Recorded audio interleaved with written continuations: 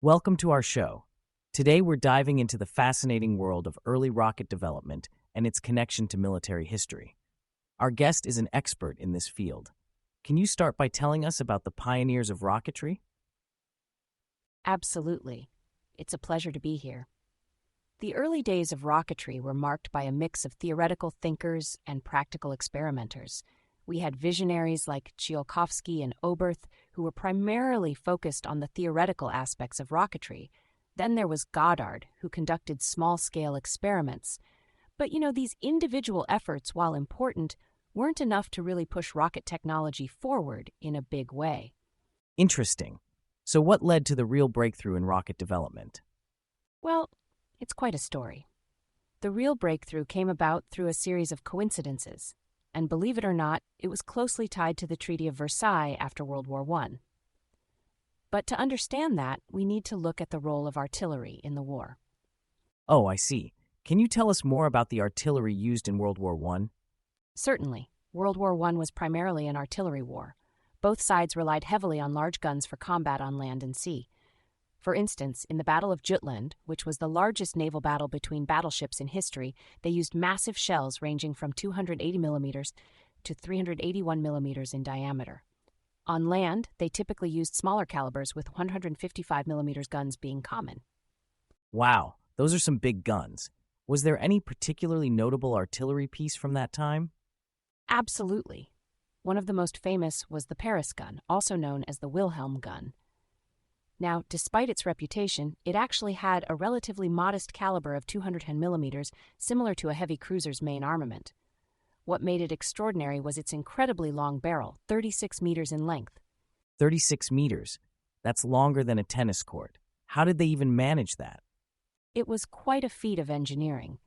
The gun was so long that it required a complex support structure to maintain its shape. It looked a bit like a cable-stayed bridge. This extreme length allowed it to achieve a remarkable range of 130 kilometers. But as you might guess, this came with some drawbacks. I can imagine.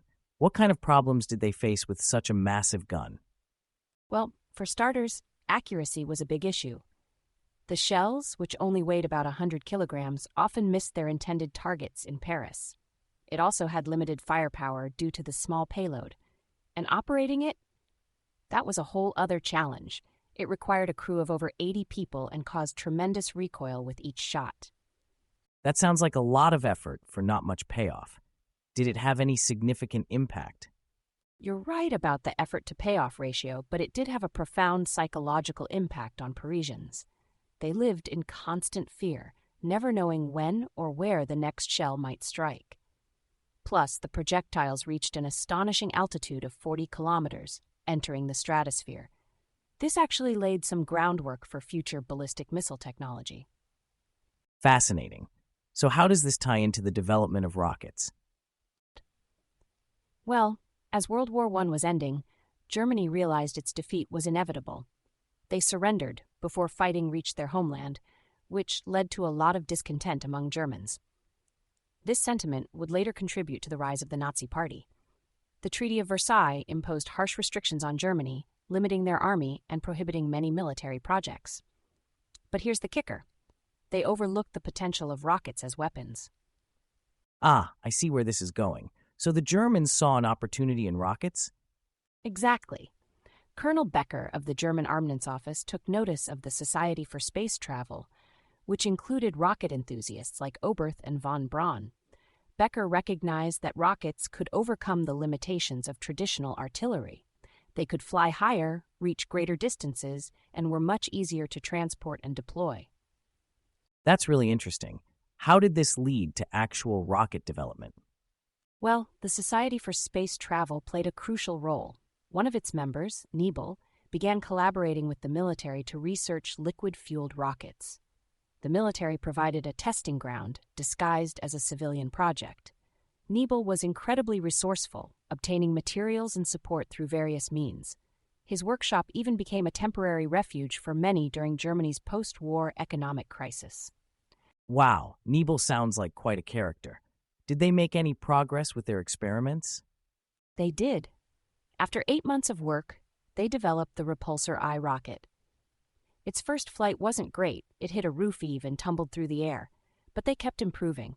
The Repulsor 2 flew over 600 meters, and by the time they created Repulsor 3, they had incorporated a parachute system for a gentle landing. That's impressive progress. What happened next in the German rocket program? Well, Colonel Becker started to distance himself from Nebel's group due to their tendency to exaggerate and draw attention. He began assembling his own team with military funding. One of his key recruits was Wernher von Braun, a young aristocrat who was incredibly talented in rocketry. Von Braun. That name sounds familiar. Can you tell us more about him? Certainly. Von Braun came from nobility in Germany. The von in a name typically indicated aristocracy. He was born in East Prussia, where his father was a baron and worked as a banker. Von Braun studied at the Technical University of Berlin and joined a rocket research group. Despite being only 20 years old, his talent caught the attention of military officials. It sounds like von Braun played a significant role in the German rocket program. What about other countries? Were they developing rockets too? Yes, indeed. The Soviet Union was also developing its own liquid fuel rockets. There was a wave of enthusiasm for rocketry and space exploration among young Soviets, inspired by Konstantin Tsiolkovsky, a pioneering theorist of spaceflight. One of the key figures in the Soviet program was Yuri Korolev. Can you tell us more about Korolev? He sounds like an interesting character. Absolutely. Korolev came from a very different background than von Braun. He was a humble-looking Ukrainian youth from a peasant background. He studied aerodynamics and caught the attention of renowned aircraft designer Andrei Tupolev. Korolev's career path seemed set in aviation until he met Konstantin Tsiolkovsky in Moscow, which ignited his passion for space exploration. It's fascinating how these two men from such different backgrounds ended up working on similar projects. How did the Soviet rocket program develop? The Soviet program began to take shape as various groups merged to consolidate their efforts. They settled into an old diesel engine factory, marking the beginning of a more organized and well-funded Soviet rocket program. At this early stage, Soviet liquid fuel rockets were quite primitive, capable of flying only a few dozen meters. But they had the support of Soviet Red Army Chief of Staff Mikhail Tukhachevsky, who saw the potential in rocket technology. It sounds like things were progressing well. Did they encounter any setbacks? Unfortunately, yes. The Soviet rocket program faced a major setback during the Great Purge. Tukhachevsky fell victim to false accusations and was executed. Many military officers were killed, and those associated with Tukhachevsky were caught in the crossfire. The rocket research group leaders, Klimanov and Langjamak, were executed. Even Glushko, the designer of the Soviet Union's first liquid fuel rocket engine, was arrested. That's terrible. What happened to Korolev during this time? Korolev wasn't spared either. He was arrested and sentenced to hard labor in the Kolyma mines, a remote and harsh region in the Far East. However, there was a change in Soviet leadership around this time. Yezhov, the head of the NKVD, was replaced by Beria. This marked the beginning of the end for the most intense phase of the Great Purge. Did this change in leadership affect Korolev's situation?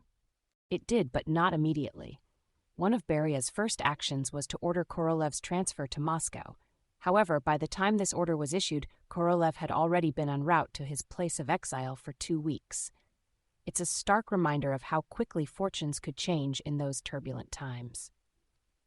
Wow, what an incredible and complex story. It's amazing how the development of rockets was so intertwined with the political and military events of the time. Thank you so much for sharing all this fascinating information with us today. It's been my pleasure. The history of rocketry is indeed a fascinating subject, full of brilliant minds, technological breakthroughs, and dramatic historical events. It's a testament to human ingenuity and perseverance, even in the face of tremendous challenges. Absolutely. I'm sure our listeners have learned a lot today. Thank you again for being here, and thank you to our audience for tuning in. Until next time.